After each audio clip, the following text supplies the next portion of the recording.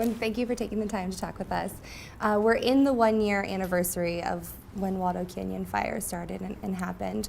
Looking back on it now, kind of tell me a little bit about your reaction as to what the community has been through over the past year.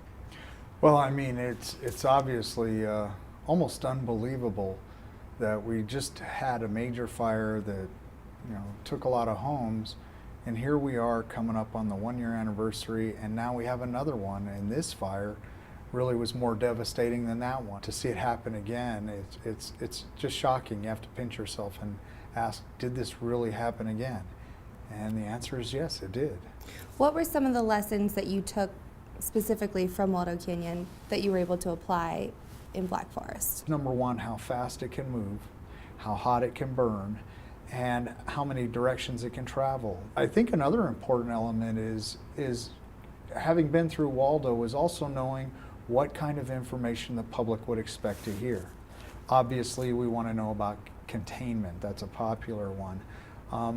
But rather than waiting until the fire was out and going in and assessing homes, that was a lesson learned from Waldo, that the sooner we can put people at ease, whether they lost their home or whether they didn't, the better.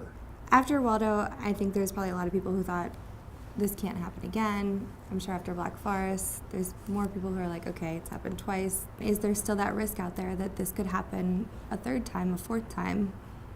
You know, I think a lot of us had this false sense of security that we had our one bad one, it can't happen again. And I think Black Forest fire is an awakening that it can at any time.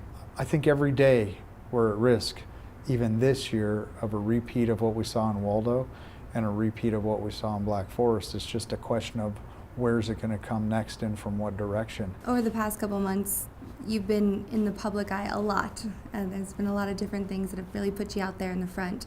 And I gotta ask this question, any chance you're thinking about running for governor? No. I've been asked that question a lot. There's a lot of speculation, but I don't have any intention of doing that. I love what I do now, and I know the time is drawing to a close where it'll be time to take on new challenges, and I'm actually looking forward to doing something different. And although running for governor and being governor would be different, I have my sights set elsewhere and looking at doing something entirely different outside of government. I always say this, I will never say it will never happen, but I have no intention of it today, and I know I won't in the next year. All right. Thank you so much for your time. I really appreciate it. You're very welcome.